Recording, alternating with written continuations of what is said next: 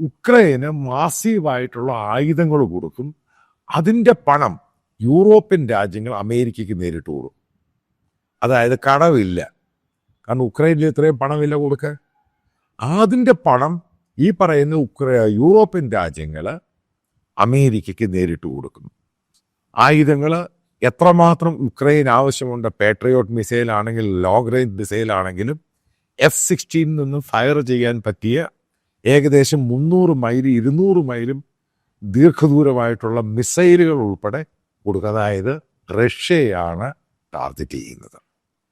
അതായത് വാറ് further അതിഭയങ്കരമായിട്ട് escalate ചെയ്യും. ഇതിനകത്ത് മൾട്ടിപ്പിൾ ഇഷ്യൂസ് ഉണ്ട്. ഇപ്പം റഷ്യയും ഉക്രൈനും അമേരിക്കയും തമ്മിൽ ഒരു ധാരണയായിട്ടുണ്ട്, സൈൻ ഡീൽ ചെയ്തു. കാരണം മിനറൽസ് ആണെങ്കിൽ ആ സംഭവങ്ങളല്ല, അത് റഷ്യ ക്യാപ്ചർ ചെയ്തു. അത് ക്യാപ്ചർ ചെയ്ത് റഷ്യയുടെ നിന്ന് തിരിച്ചു കിട്ടിയാൽ മാത്രമേ അവിടെ അമേരിക്കയ്ക്ക് പരിപാടികൾ തുടങ്ങാൻ സാധിക്കൂ. നമ്പർ 1. നമ്പർ 2, അമേരിക്കയ്ക്ക് പണം വേണം. പക്ക ബിസിനസ്സാണ്.